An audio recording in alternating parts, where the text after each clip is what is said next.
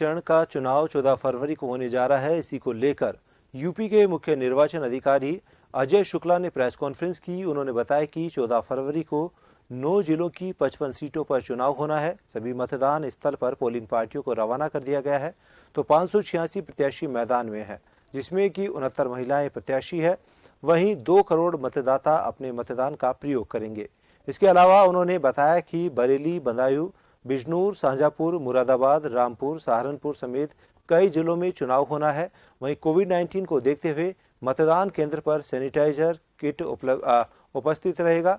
और इस सभी विषय को लेकर हमारे संवाददाता ने अपर मुख्य निर्वाचन अधिकारी ब्रह्मदत्त राम तिवारी से खास बातचीत की।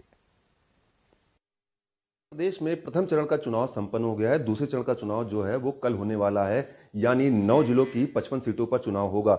इसको लेकर आज चुनाव आयोग ने, यूपी निर्वाचन आयोग ने प्रेस वार्ता करी। मेरे साथ बात करने के लिए अपर मुख्य निर्वाचन अधिकारी ब्रह्मदेव रामदत्त तिवारी हैं। इनसे बात करेंगे। सर, कल जो चुनाव होने वाला है कितना अहम है? देखिए, हमारे लिए हर चुनाव इक्वली अहम है और कल 55 विधानसभा क्षेत्रों के जो 9 जिलों में हैं उनके लिए 14 फरवरी अर्थात कल मतदान संपन्न होगा और इसके लिए आज ही पोलिंग पार्टियां रवाना हो रही हैं। और इस चरण में कितने मतदाता हैं इस बार? जो 2 करोड़ 2 लाख से ज़्यादा मतदाता हैं इस चरण में मतदान करेंगे। और इस बार 586 प्रत्याशी मतदान में हैं और जिसमें से 69 महिला प्रत्याशी भी हैं।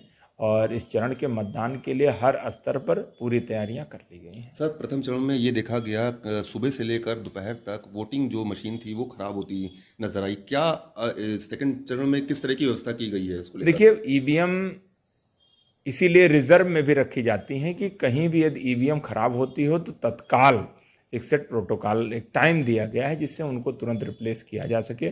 सेक्टर मजिस्ट्रेट, जोनल मजिस्ट्रेट और जो टीमें होती हैं उनके पास इसीलिए रिजर्व में मशीनें होती हैं जिसे तत्काल वो भ्रमण पर होते हैं और तत्काल वहां पहुंच करके उसको रिप्लेस करा दे, जिससे मतदान जितना जल्दी हो सुचारू रूप से चालू हो सके। सर, कैराना से एक वीडियो वायरल हुआ था, उसमें सपा प्रत्याशी ने जो रात में एक वीडियो वायरल हुआ था उसमें आपके भी संज्ञान में था, उस पर क्या कार्रवाई हुई अब तक? देखिए, उसको ऐसी घटना, चूंकि यह स्पेयर ईवीएम थी जो उनके पास थी और उसमें कोई पोलिंग नहीं हुई थी और इस घटना के बारे में आपको मालूम है, लेकिन और भी सावधानी बरती जानी चाहिए। इसे बड़ी गंभीरता से लिया गया है और पूरे मामले में कार्यवाही की गई। सर, सुरक्षा व्यवस्था के कैसे इंतजाम रहेंगे कल? सुरक्षा व्यवस्था की हर जगह पर्याप्त व्यवस्थाएं की गई है जिससे बिना किसी पक्षपात के, बिना किसी भय के हर कोई मतदान का प्रयोग कर सके।